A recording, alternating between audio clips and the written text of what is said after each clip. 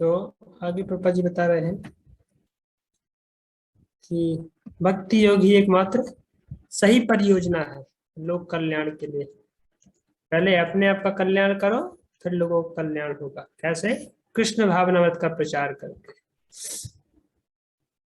आगे, अहस्तानि सहस्तानाम अपदानि चतुष्पदाम फल्गूनि तत्र महताम जीवो जीवस्य जीवनम। तो भाई ये संसार में जो तो नियम है, ये प्रकृति का नियम है कि एक जीव दूसरे जीव का भोजन है। बोले जीवो जीवस्य जीवनम। संसार में एक जीव दूसरे जीव के ऊपर आश्रित है। यदि एक जीव दूसरे जीव को नहीं खाएगा तो जिएगा कैसे? तो हम सब एक दूसरे जीवों के ऊपर ही आश्रित है। एक दूसरे जीव से अभी हमें लगता है कि हम ही केवल भुगते हैं, ऐसा नहीं है। हर भगवान ने हर एक जीव को बनाया है, किसी दूसरे जीव का भोजन है वो। बस घूम रहा है, चल रहा है, जिस दिन उसको भूख लगेगी दूसरे जीव उस दिन वो खा लेगा उसको। उसका भोजन है वो। तो वही बता रहे हैं कि जो बिना हाथ पांव वाले होते हैं उनको होते हैं अहस्तानी, उनके पास कोई हाथ नहीं है। जैसे कि पेड़ पौधे, उनके पास हाथ पांव नहीं है चलने के लिए। ऐसे नहीं कि जो गाय जाती है खाने के लिए तो भाग जाते हैं, हम भाग जाएंगे और कहीं। ऐसा नहीं करते ना। गाय जाती है और खा लेती है, बेचारे बेचारे कुछ नहीं कर सकते। हाथ पांव नहीं है चलने भागने के लिए, रोक नहीं सकते। और अपदानी चतुष्पदाम, और जो बिना पाँव के हैं वो चार पांव वालों के पैर होते हैं। जो बिना पाँव के हैं, जैसे कि कोई पेड़ पौधे हम बताए, जो बिना हाथ वाले में हाथ वालों के शिकार होते हैं। जैसे कि आपने देखा होगा,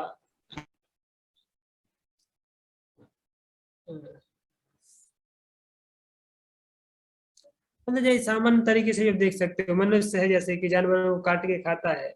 मुर्गा है, उसके पास हाथ नहीं है बचने के लिए भाग से, जो काट के खा लेता है।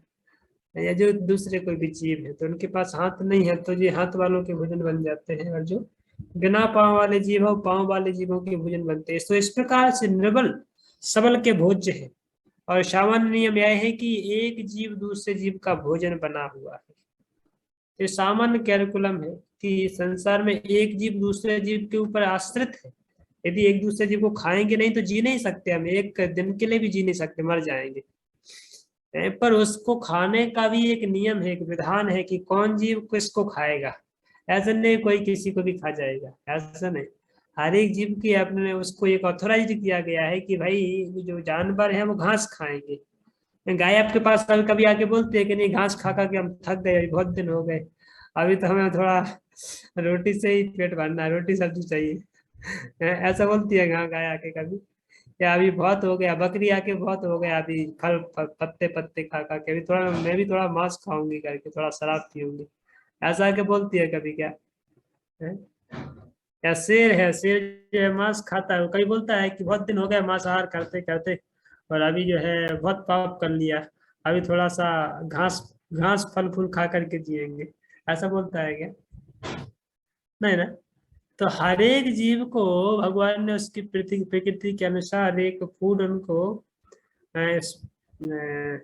सैंक्शन किया है, उनके लिए पर्टिकुलर फूड उनके लिए दिया है। वो जीव जो है, जब जानवर भी अपने फूड को छोड़ करके जाके किसी दूसरे का फूड नहीं खाते, उनको जो चयनित फूड दिया गया है, चयनित आइटम दिए गए, वो उसी में अपना जीवन चलाते हैं, उसी को खाते हैं।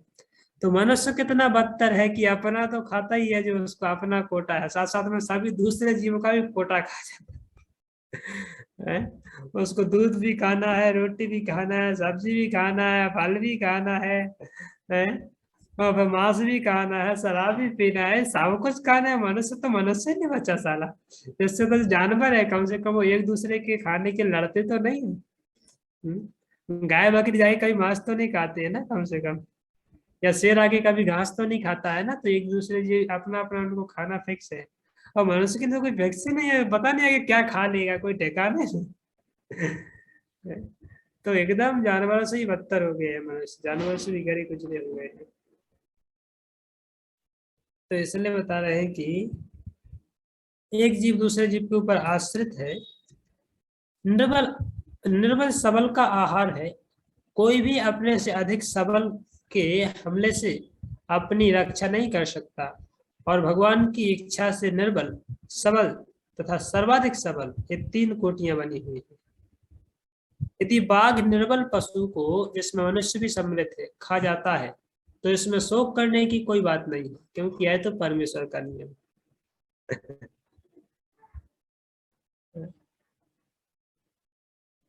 सही बात है ना।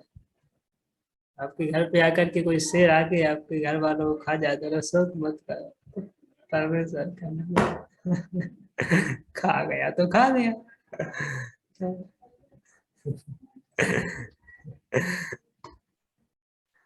होता भी है ना, ऐसे आप देखते हो ना घर में जो वो छिपकली होती है, छिपकली दीवार पे चलते चलते चलते चलते वहां पे अभी दूसरी कोई मकड़ी घूम रही है, कीड़ा घूम रहा है, तो लेकर को झपक जाती है, खा जाती है।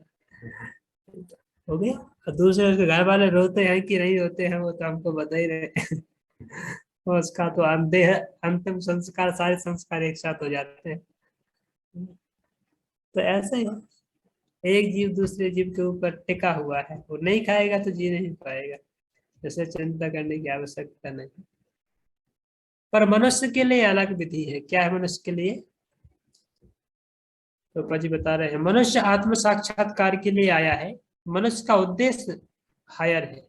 जीव कभी आके बोलता है कि मुझे भक्ति करना है, सिर ने कभी आके बोला कि मुझे एक माला दे दो, अभी बहुत दिन हो गए मांसाहार करते करते, अभी तो थोड़ा एक आध माला करूंगा और भक्त बन जाता हूँ, ऐसा कहीं बोला गया नहीं। क्योंकि उसको वो जीवन आत्म साक्षात्कार के लिए नहीं मिला है। वो योनि, जो मनुष्य योनि है, वो आत्म साक्षात्कार के लिए है कि नहीं? तो मनुष्य आत्म साक्षात्कार के लिए आया है, इसलिए उसे भगवान को अर्पित किए बिना कोई भी वस्तु नहीं खानी चाहिए। भगवान अपने भक्तों को शाक, फल, पत्ती तथा अन्न के बने विविध व्यंजन स्वीकार करते हैं। ऐसे फल, पत्ती तथा दूध के विविध पकवान भगवान को अर्पित किए जा सकते हैं। और जब वो भगवान इन्हें पाले तो भक्त इस प्रसाद को ग्रहण कर सकता है, जिससे जीवन संघर्ष के सारे क्लेश और क्रमशः दूर हो जाएंगे। तो इवन तो हम लोग भी जो खाते हैं सब्जी, फल, फूल, घास, दूध, जो भी हम खाते हैं, वो भी अपने आप में उसको खाने से पाप होता है। क्योंकि जो फल फूल है, सब्जियां हैं, वो भी तो जीव है ना। ऐसा तो है नहीं कि वो कोई जीव नहीं। और सारे जीव यहाँ के कहाँ गए? कोई भी ऑनलाइन क्लास में रहने से भी ऑफलाइन ही लग रहे हैं वो लोग तो। इससे अच्छा तो है रिकॉर्डिंग भी सुन लेते हैं आप लोग, तो अच्छा हो जाता है। रिकॉर्डिंग भी कराते हैं, पता नहीं सुनते हैं कि नहीं। सब जीवो जीव से जीव ने बना दिया है सब।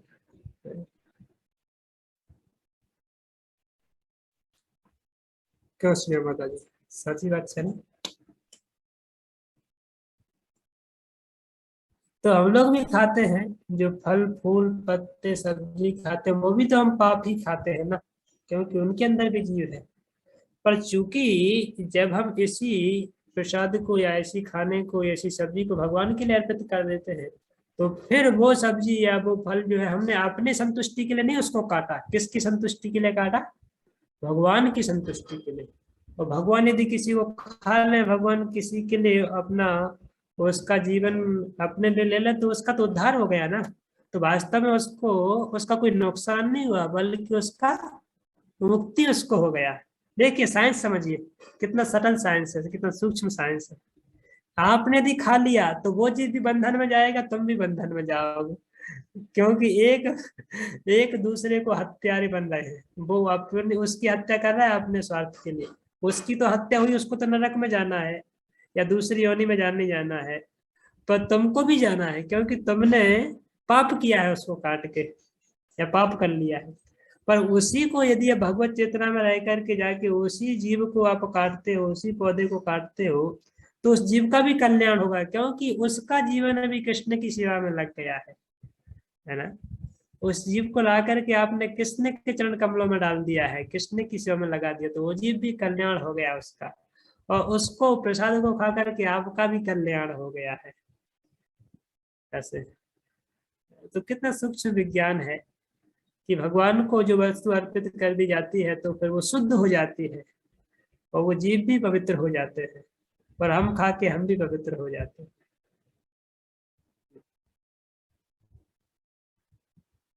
जी।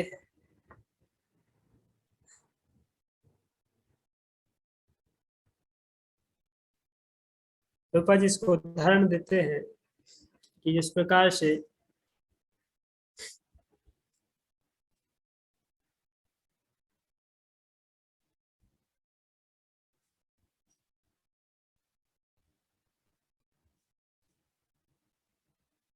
कि भौतिक वस्तुओं को भगवान के संबंध में लाने से वो वस्तुओं का एक अपना भौतिक जो अस्तित्व है, भौतिक उनका जो आइडेंटिटी है वो खत्म हो जाता है, और उनका जो स्पिरिचुअल आइडेंटिटी वो आ जाता है। तो प्रभुपाद जी इसको समझाते हैं कि किस प्रकार से एक लोहा है, लोहे को आप संपर्क में लाते हैं अग्नि के, तो लोहा अग्नि बन जाता है। या फिर इसको ऐसे भी आप समझ सकते हैं कि जैसे वो होता है मरकरी होता है ना, मरकरी को आप क्या बोलते हैं,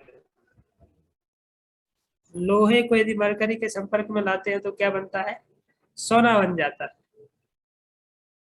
राइट। तो इसी प्रकार से जो भौतिक वस्तु है उनका एक भौतिक अस्तित्व है, पर जब उसी को आप भगवत चेतना भगवान के संपर्क में लाते हैं भगवान के सुख के लिए, तो वो एक सामान्य वस्तु भी आध्यात्मिक बन जाती है, और उसको लेने से हम भी आध्यात्मिक हो जाते हैं। ऐसे ही इससे मनुष्य के आध्यात्मिक भाव को आध्यात्मिक नियमों के अभ्यास द्वारा जागा कर ही रोका जा सकता है। पापा जी बहुत सुंदर यहाँ पे लिख रहे हैं, सुनिएगा ध्यान से। पापा जी लिख रहे हैं कि एक कृत्रिम साधन से इस प्रवृत्ति को रोका नहीं जा सकता है कि जो एक जीव दूसरे जीव को काट रहा है, खा रहा है, ये पाप कर रहा है, इसको सामान्य विधि से रोका नहीं जा सकता है। इसको रोकना है तो व्यक्तियों के अंदर पहले आपको आध्यात्मिक चेतना जगानी होगी, तभी आध्यात्मिक विधि से ही संभव है। किंतु आध्यात्मिक विधि विधान एक और मनुष्य को निर्बल पशुओं का वध करने तथा दूसरी ओर शांतिपूर्ण सह अस्तित्व की शिक्षा नहीं देता। यदि मनुष्य पशुओं को शांतिपूर्ण सह अस्तित्व की अनुमति नहीं देता, तो फिर वह किस तरह मानव समाज में शांतिपूर्ण सह अस्तित्व की उम्मीद कर सकता है। अतएव अंधे नेताओं को चाहिए कि वे परम पुरुष को जाने और ईश्वर की राज्य सत्ता को लागू करने का प्रयास करें। विश्व के जन समुदाय में के मन में ईश्वर चेतना को जगाए बिना ईश्वर राज्य या राम राज्य असंभव है। रूपा जी बोला एक और आप लोग इतने बड़ी बड़ी मीटिंग करते हो यूनाइटेड नेशन की, और बड़े बड़े नेशनल लेवल पे, इंटरनेशनल लेवल पे, स्टेट लेवल पे समाज को सुखी करने के लिए, मानव समाज को सुखी बनाने के लिए, और दूसरी ओर आप लोग इतने पशुओं को काटते हो, इतने स्लॉटर हाउस चलाते हो, इतने जानवरों का वध करते हो, तो एक प्रजाति को सुखी करने के लिए आप दूसरी प्रजाति की इतनी कत्लें कर रहे हो, दुखी कर रहे हो उनको, तो कैसा आपका ये साम्राज्य है? कि एक तरफ तो आप सुखी बनाने के लिए प्रयास कर रहे हो, दूसरी तरफ एक दुखी बना रहे हो जीवों को। तो बोले तो फिर तो वो हो गई ना, डुअलिटी हो गई ना। एक एक जीव के लिए अच्छा भाव, दूसरे जीव के लिए बुरा भाव। तो बोले तब तो आप लोगों की जो शांतिपूर्ण जो तरीका है वो गलत है। क्यों सबके लिए नहीं? जब यूनाइटेड नेशन या फिर जो भी कोई भी नियम हो, सबके लिए समान लागू होना चाहिए ना। सब जीव को अधिकार मिलना चाहिए जीने के लिए। आप एक जीव को जिराने के लिए इतने बड़े हॉस्पिटल खोलते हो, इतने बड़े बड़े पता नहीं क्या क्या चला रहे हो दुनिया भर का, है, और दूसरी तरफ जीवों को काट के उनको कुछ भी उनकी रक्षा नहीं कर रहे हो, तो ये तो सही नहीं है। तब आप शांति के लिए कैसे आशा कर सकते हो? क्योंकि आप ही अशांति का एक कारण बन रहे हो, आप ही अशांति फैला रहे हो समाज में। तो बिना ईश्वरी चेतना को जगाए बिना लोगों के अंदर शांति नहीं लाई जा सकती है, प्रभुपाद जी बता रहे हैं। कहते हे राजन, तुम्हें एकमात्र परमेश्वर को देखना चाहिए जो अद्वितीय है और जो विभिन्न शक्तियों के साक्षात शक्तियों से साक्षात प्रकट होते हैं और भीतर तथा बाहर दोनों में है। तो हे राजन, नारद मुनि बता रहे हैं युधिष्ठिर को कि हे राजन, अभी इसलिए आपको भगवान के दर्शन सर्वत्र करना चाहिए, क्योंकि भगवान इस संसार को पालन कर रहे हैं। कोई जीव किसी दूसरे जीव को रक्षा नहीं कर सकते हैं। पढ़ो इसको एक कोई।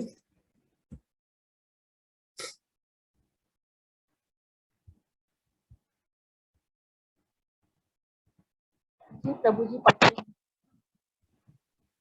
ऐसे 36 सुख तथा दुख की अनुभूति अपने भगवान के समान गुण को विस्मृति के कारण होती है, किंतु भगवान से भीतर तथा बाहर एक नियमित धारा प्रवाहित होती है, जिससे जीव अपनी पतित अवस्था को सुधार सकता है। भीतर से वे अंतर्यामी परमात्मा के रूप में इच्छा करने वाले जीवों को सुधारते हैं और बाहर से वे गुरु तथा शास्त्रों के रूप में अपनी अभिव्यक्ति द्वारा सुधारते रहते हैं। मनुष्य को भगवान की ओर ही दृष्टि लगानी चाहिए। उसे तथाकथित सुख तथा दुख प्रकट होने पर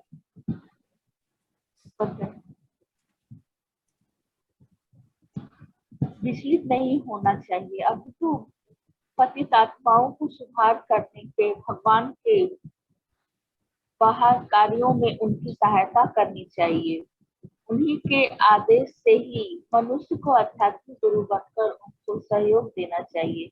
किसी को अपने निजी लाभ के लिए, आजीविका कमाने के लिए अथवा धंधे के साधन के लिए गुरु नहीं बनाना चाहिए। ऐसे प्रमाणिक गुरु जो भगवान को सहयोग देने के लिए भगवान की ओर दृष्टि लगाते हैं, वे गुणात्मक रूप से भगवान से एक होते हैं। कुलक्कड़ जी केवल और आगे पढ़ेंगे। ठीक है। तो यहाँ पे बता रहे हैं प्रभुपाद जी कि इस संसार में जो है हम दुख है या दुख और सुख की अनुभूति हो रही है, क्यों हो रही है?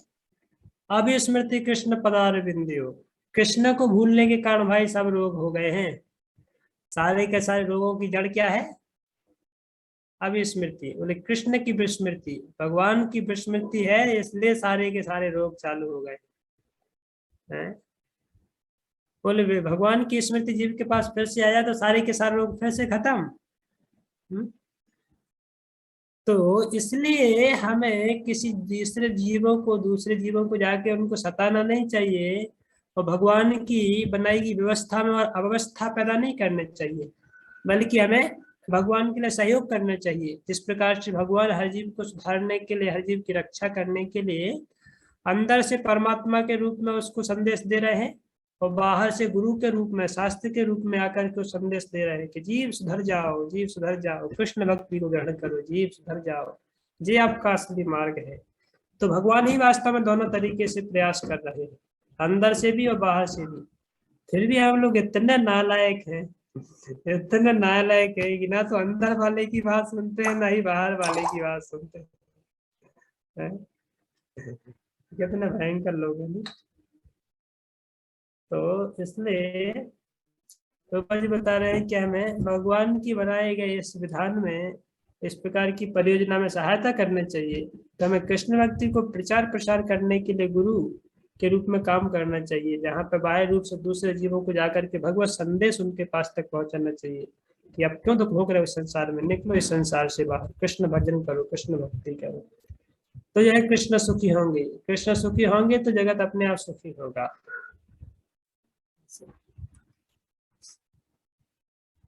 क्लियर?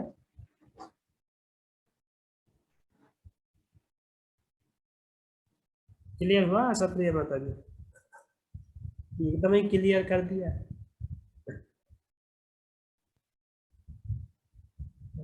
समझ में आ रहा है? नहीं प्रभु जी, एक बार और बता दीजिए। हे भगवान, अभी तक आपको क्या समझ में आया 1 घंटे से, वो हमें बता दीजिए पहले।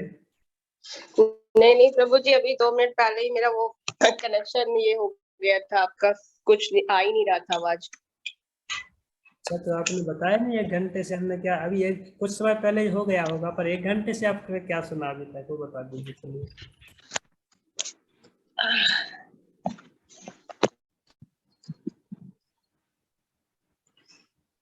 तो 1 घंटे से हमने कौन से पापड़ बेल रहे हैं?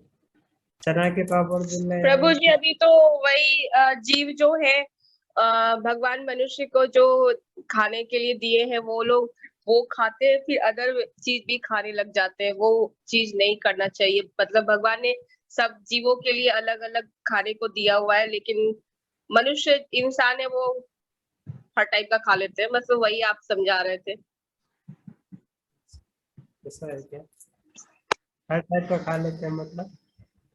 सर्वभक्षी, मनुष्य को सर्वभक्षी मतलब बोला प्रभु जाता है। जी खाना पीना जो सिंपल भगवान जी दिए हैं खाने के लिए, उसके अलावा वो लोग नॉनवेज की बात हो रही है प्रभु जी, वो किसी दूसरे जीव को भी खा लेते हैं, जबकि वो उसके बिना भी रह सकते हैं, लेकिन मालूम नहीं वो लोग क्यों खाते हैं।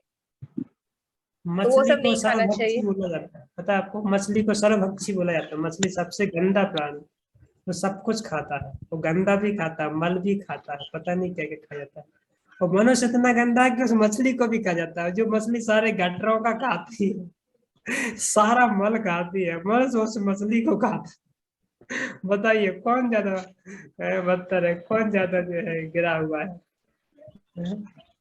मनुष्य नहीं प्रभु जी सर्वभक्षी। आपने ये एग्जाम्पल पहले भी बताया था बचपन के।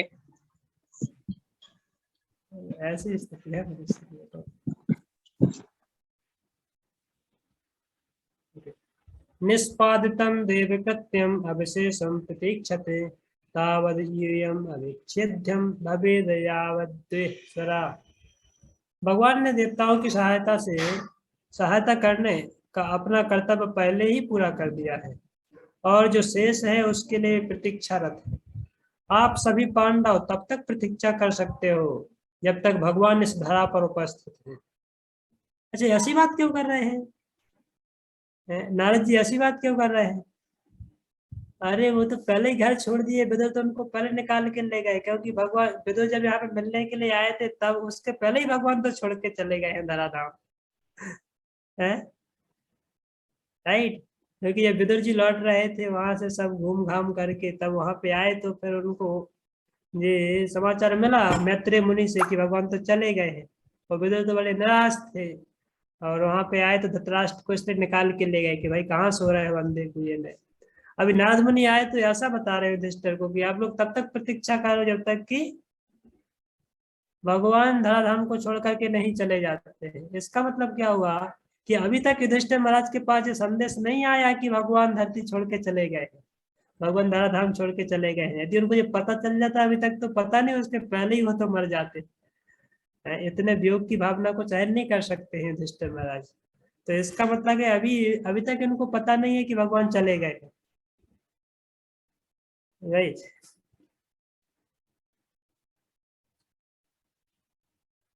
बद्धजीव अपनी ही रुचि से भौतिक जगत के साधनों पर प्रभुत्व जताने की अपनी प्रबल इच्छा द्वारा प्रेरित होकर भगवान के भौतिक संसर्ग में आते हैं, और वे सभी वस्तुओं के नकली स्वामी बन बैठते हैं। तो हम सब कौन है? नकली स्वामी है। असली स्वामी नहीं है हम यहाँ के। प्रत्येक व्यक्ति नकली ईश्वर बनना चाहता है। ऐसे नकली ईश्वरों में प्रबल होड़ लगी हुई रहती है। ऐसी प्रतियोगी सामान्यतया असुर कहलाते हैं। असुरों की होड़ लगी है, सब स्वामी बनना चाहते हैं, भोग करना चाहते हैं। धृतराष्ट्रस्य भ्रात्रा गान्धार्यं च स्वभार्या दक्षिणे हिमवतः ऋषीणामाश्रमं गता। हे राजन, आपके चाचा धृतराष्ट्र, उनके भाई विदुर था, उनकी पत्नी गांधारी हिमालय के दक्षिण की ओर गए हैं, जिधर बड़े बड़े ऋषियों के आश्रम है। तो अभी यहाँ पे नारद मुनि उनको पूरा बता रहे हैं कि कहाँ पे गए वो लोग, क्या कर रहे हैं। अभी पूरा इस अध्याय में चर्चा करेंगे कि इन लोग कैसे मुक्ति को प्राप्त करेंगे, कैसे वो करेंगे। तो इस अध्याय को हम कल कंप्लीट करेंगे। कुछ श्लोक और हैं, 10-12 श्लोक और इस अध्याय के रह गए, उसको हम कल कंप्लीट कर लेंगे।